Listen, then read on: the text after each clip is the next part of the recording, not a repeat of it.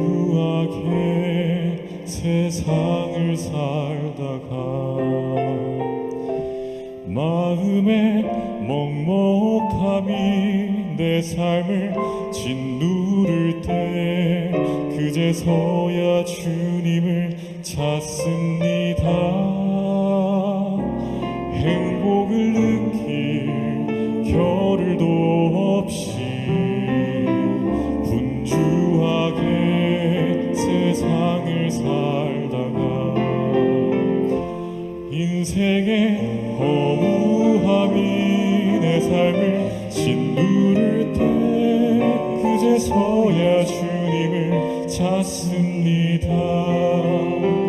오늘도 여전히 주님은 그 자리에서 우리를 멈추지 않고 돌보시는데 부족한 내 영혼은 아직도 갈 길을 모릅니다. 내게 믿음 주소서. 내 연약한 마음 돌보소서. 한없는 주님의 사랑 알게 하소서. 영원까지 주의 백성 지키시는 우리 하나님 바라보며 살게 하소서. 바벨론으로부터 부르짖는 소리가 들리도다. 갈대아 사람의 땅에 큰 파멸의 소리가 들리도다. 이는 여호와께서 바벨론을 황폐하게 하사 그 큰 소리를 끊으심이로다. 원수는 많은 물같이 그 파도가 사나우며 그 물결은 요란한 소리를 내는도다. 곧 멸망시키는 자가 바벨론에 이르렀음이라. 그 용사들이 사로잡히고 그들의 활이 꺾이도다.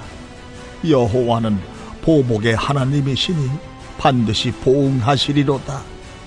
만군의 여호와라 일컫는 왕이 이와 같이 말씀하시되 내가 그 고관들과 지혜 있는 자들과 도백들과 태수들과 용사들을 취하게 하리니 그들이 영원히 잠들어 깨어나지 못하리라. 만군의 여호와께서 이와 같이 말씀하시니라.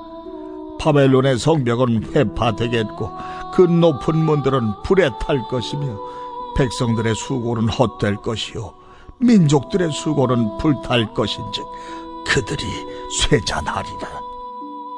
유다의 시드기야 왕 제4년에 마세아야의 손자 니디의 아이들 스라야가 그 왕과 함께 바벨론으로 갈 때 선지자 예레미야가 그에게 말씀을 명령하니 스라야는 평창감이더라. 예레미야가 바벨론에 닥칠 모든 재난 곧 바벨론에 대하여 기록한 이 모든 말씀을 한 책에 기록하고 스라야에게 말하기를 너는 바벨론에 이르거든 삼가 이 모든 말씀을 읽고 말하기를 여호와여 주께서 이곳에 대하여 말씀하시기를 이 땅을 멸하여 사람이나 짐승이 거기에 살지 못하게 하고 영원한 폐허가 되리라 하셨나이다 하라 하니라. 너는 이 책을 읽기를 다 한 후에 책에 돌을 메어 유브라데 강속에 던지며 말하기를 바벨론이 나의 재난 때문에 이같이 몰락하여 다시 일어서지 못하리니 그들이 피폐하리라 하라 하니라. 예레미야의 말이 이에 끝나니라.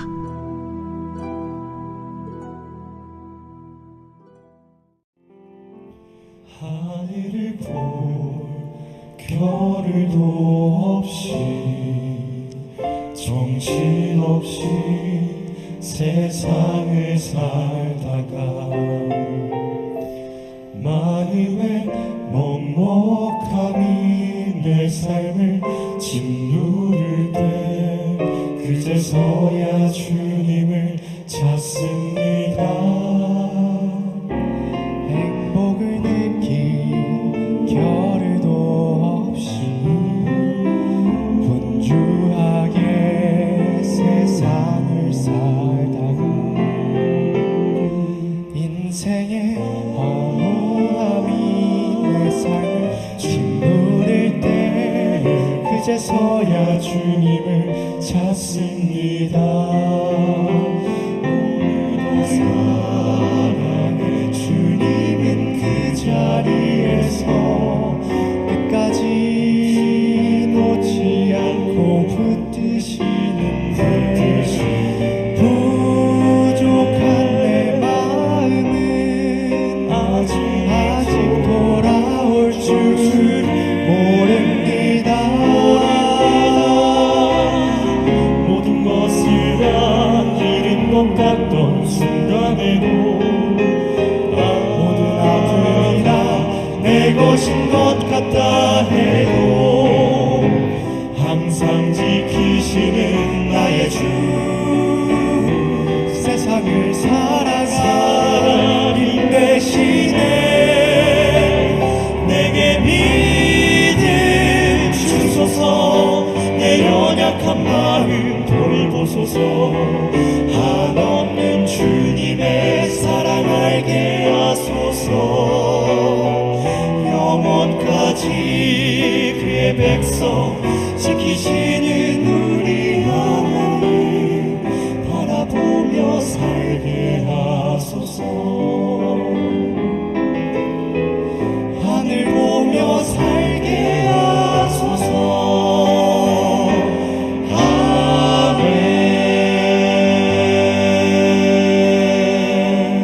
아멘. 오늘 이 새벽에도 여러분에게 하나님의 은혜가 충만하시기를 주님의 이름으로 축원합니다.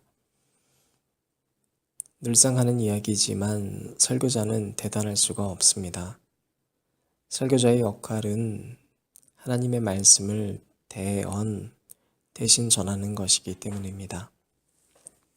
그래서 설교자를 녹음기에 비유합니다. 하나님의 말씀을 기록된 대로 전하는 자라는 의미입니다. 설교자는 절대로 그보다 높아져서는 안 됩니다. 설교자는 자신의 생각을 하나님의 말씀보다 위에 두고 전할 수가 없습니다. 그런데 성도들이 시험을 자주 받는 경우 중 하나는 또한 설교이기도 합니다. 시험 받는 내용을 꼼꼼히 들여다보면 왜 자신의 생각과 다른 말씀을 전하는가 하는 것에서 시험에 듭니다. 바로 문제의 핵심은 거기에 있습니다. 다시 말하면 시험의 논지가 거기에 있습니다. 설교는 설교자가 내 생각과 같은 말씀을 전하지 않는 것처럼 듣는 자도 내 생각과 같은 말씀을 듣기 위해 그 자리에 있어서는 안 됩니다. 오히려 내 생각을 부인하는 도구로 하나님께서 그 시간을 사용하시기를 원하기 때문입니다. 어떤 목사님께서 오랜만에 쉬는 날을 부여받고 한 시골 교회에 가서 예배를 드리기로 했습니다. 그날 설교자는 시골 교회의 백발 할아버지였습니다. 설교 시간이 되어서 설교를 듣는데 도무지 알아들을 수 없을 만큼 작고 떨리는 목소리로 설교를 하셨습니다. 놀라운 것은 설교를 듣는 성도들의 태도였습니다. 조는 사람 하나 없이 경청하는 그 전체의 모습에 점심 식사 시간에 한 성도를 붙들고 목사님은 물어보았습니다. 그분은 장로님이었습니다. 조심스럽게 실례지만 제가 목사님 설교가 잘 들리지 않았었습니다. 라고 운을 띄우자 그 성도는 빙그레 웃으며 대답했답니다. 예, 그러셨어요. 그 성도도 자신의 생각과 같다는 확신에 차자 목사님은 용기를 내서 다시 묻습니다. 그러니까요, 저는 정말로 집중이 안 되었습니다. 그런데 장로님은 어떻게 그렇게 집중을 하실 수가 있습니까? 비결이 뭡니까? 그분은 조용히 목사님의 얼굴을 쳐다보며 대답했습니다. 잘 안 들리니까요. 더 집중할 수밖에요. 그래서 얼마나 감사한지 모릅니다. 목사님은 큰 회개와 더불어 돌아가 자신의 예배자 되지 못했던 지난 삶을 하나님 앞에 뉘우쳤습니다. 우리는 설교 시간에 다양한 자세로 앉아 있습니다.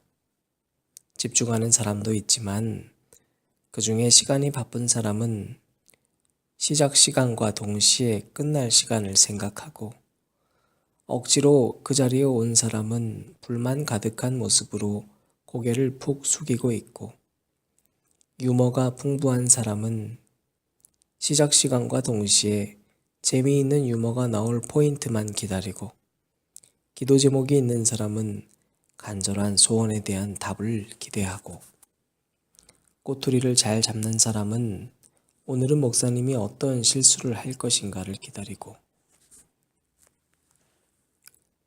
항상 졸고 있는 사람은 드디어 잘 시간이구나 하며 눈을 감고 성경 공부에 심취하고 있는 사람은 과연 목사님의 설교가 오늘 내 생각과 얼만큼 일치하는가를 기다리며 설교를 듣고 정치에 몰입한 사람은 목사님의 정치적 스탠스가 어디에 있는가를 궁금해하면서 듣습니다. 설교자는 바로 그런 모든 교우들과 약 40분 동안의 시간 그 사이에 마주대하는 것입니다. 그 무리의 시선과 기대를 채울 생각을 하는 순간 설교자는 설교자가 될 수 없고 한낱 인기인으로 자신을 꾸며갈 수밖에 없습니다.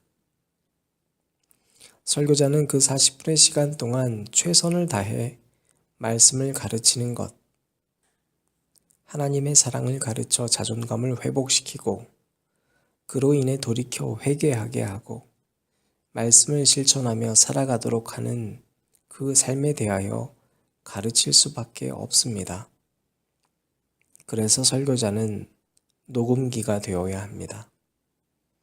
녹음기가 된다는 것은 사람에게 인기를 끄는 것과는 정반대의 사람이 될 수 있습니다.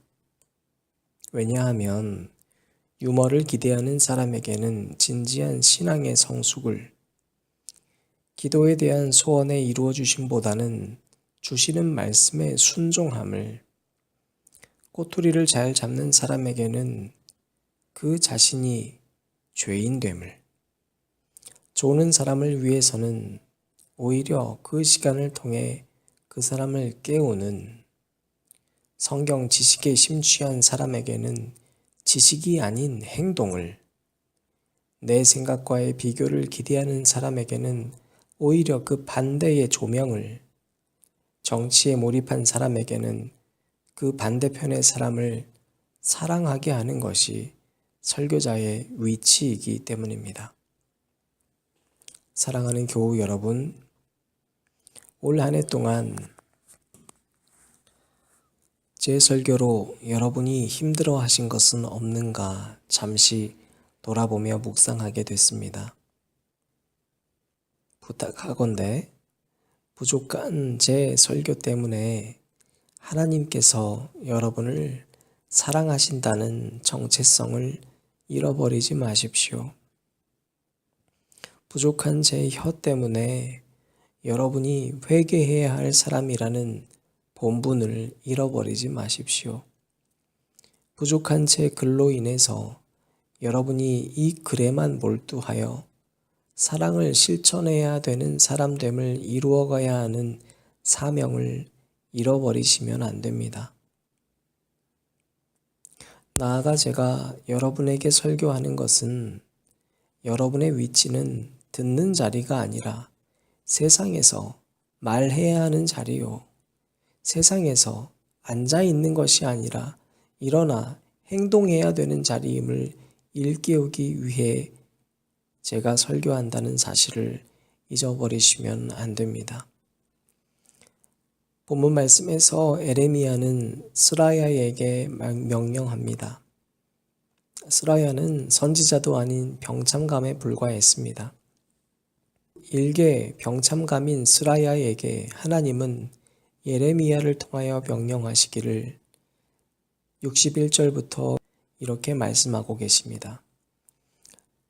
너는 바벨론에 이르겨둔 삼가 이 모든 말씀을 읽고 말하기를 여호와여 주께서 이곳에 대하여 말씀하시기를 이 땅을 멸하여 사람이나 짐승이 거기에 살지 못하게 하고 영원한 폐허가 되리라 하셨나이다 하라 하니라. 너는 이 책 읽기를 다 한 후에 책에 돌을 메어 유브라데 강 속에 던지며 말하기를 바벨론이 나의 재난 때문에 이같이 몰락하여 다시 일어서지 못하리니 그들이 피폐하리라 하라 하니라. 예레미야의 말이 이에 끝나니라. 스라야에게 너는 이 말씀을 읽거든 멈추지 말고 바벨론에 가라 말씀하셨습니다. 그곳은 예레미야만 선지자만 가는 것이 아니라 바로 평범한 스라야 너도 그곳에 가야 한다는 것입니다. 스라야에게 너는 그곳에 가서 회개하게 선포하라 하셨습니다. 종국에는 너희들은 다 죽을 수밖에 없다는 것을 선포하라는 것입니다. 그리고 스라야에게 책에 돌을 메어 유브라데 강 속에 던지고 말하라 하셨습니다. 스라야가 이 책만 읽고 반복하는 삶을 살아가지 않도록 이 책을 깊숙이 물 가운데 던지게 하신 것입니다. 왜냐하면 하나님의 말씀은 그 자리에서 읽는 데서 그치는 것이 아니라 행동으로 이어질 때 능력이 나타나도록 쓰여진 책이기 때문입니다. 앉은 자리 기도회를 드리시는 여러분, 이 말씀이 오늘 스라야의 삶을 살아가는 교우 여러분에게 주시는 하나님의 사랑의 메시지입니다. 말씀을 읽고 매일 큐티를 하며 일주일에 2-3번의 예배를 드리면서 심지어 매일 성경을 읽지는 않으십니까? 이제는 그 읽음의 경지에서 벗어나십시오. 읽기만 반복하는 삶은 율법사들이 더 잘하는 삶입니다. 그리스도인의 삶은 바벨론, 세상 속에서 담대히 행동하는 그리스도인이 되는 것입니다. 이 기도회를 끝낸 후에 반드시 여러분에게 맡겨주신 바벨론에서 한 명의 사람을 붙잡고 예수 그리스도를 행동으로 전파하는 하루가 되시기를 축복합니다. 그런 여러분에게 하나님께서는 오늘날의 예레미야처럼 그리고 스라야처럼 회개하게 하는 성령의 능력을 더하여 주실 것을 굳게 믿습니다.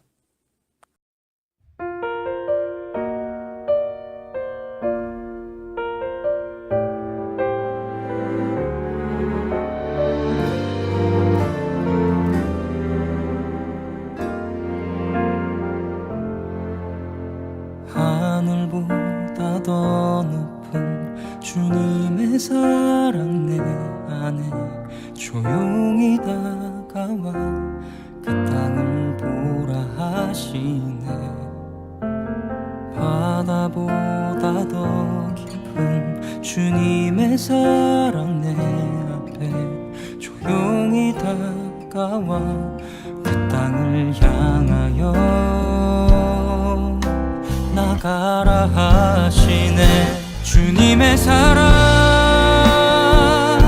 그 사랑을 전하는 것, 죄 앞에 무너진 우리를 새롭게 하는 것, 온 세상 위로 주님의 사랑 전하네. 내 삶보다 귀한 분 그 이름을 나 전하네. 그 크신 사랑을 하늘보다 더 높은 주님의 사랑 내 안에 조용히 다가와 그 땅을 보라 하시네. 바다보다 더 깊은 주님의 사랑 내 앞에 조용히 다가와